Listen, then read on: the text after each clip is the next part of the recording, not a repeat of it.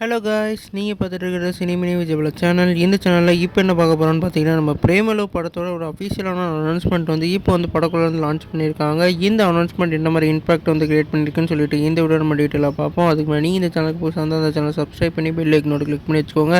வாங்க நம்ம வீடியோக்குள்ளே போகலாம். நம்ம பிரேமலு வந்து ஒரு வேறு லெவல் மலையாளத்தில் ஹிட்டான மூவி தான் பிரேமலு. இந்த படம் வந்து தமிழ்லேயும் வந்து ரிலீஸ் பண்ணியிருந்தாங்க.